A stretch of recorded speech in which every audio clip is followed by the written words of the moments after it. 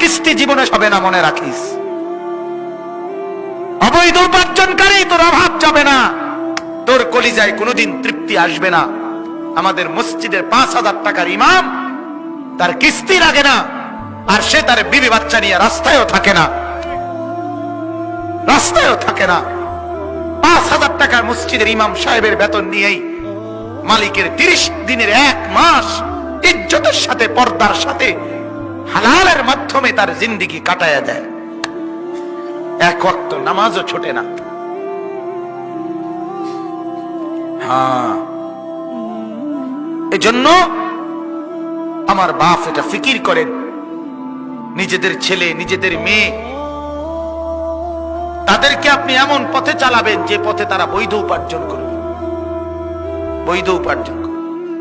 আমার এই বয়স আজ 15 বছর হয়, 15 বছর আমার আল্লাহ পাকের শুকর, মালিকের দয়ায়, আল্লাহর কথা, এই ওয়াজ মাহফিলে কিছু বলার তৌফিক আল্লাহ দিয়েছেন। আজ 15 বছর চলে।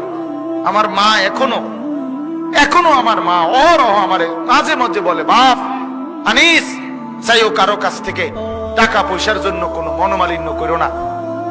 এই কথা আজও বলে। ছোট্টবেলার থেকে যে বুঝ নিয়ে বড় হইছি, আজও সেই বুঝ নিয়েই আছি।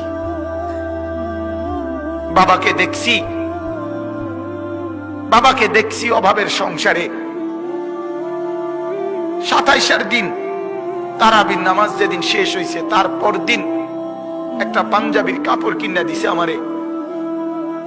ঈদের দিনও সকালবেলা, আমি ঈদের দিন, আজ ঈদ ফজরের নামাজ পড়ে আমি টেইলারের দোকানে দাঁড়ায় ছিলাম।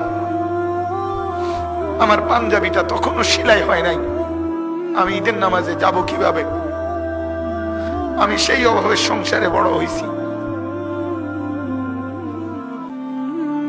তারপরও কোনদিন বাপ অবৈধ রোজগারের পিছনে যায় না। এক মসজিদের ইমামতি করছে 43 বছর। আব্বা এক মসজিদে নামাজ পড়াইছে, এক মসজিদ। 43 বছর এক মসজিদের ইমাম ছিল আমার বাপ। এটা বোঝা উচিত, নিজের সন্তানকে গুনাহের রোজগারের উপরে নামাই দিয়ে কেমনে সুখ আসবে?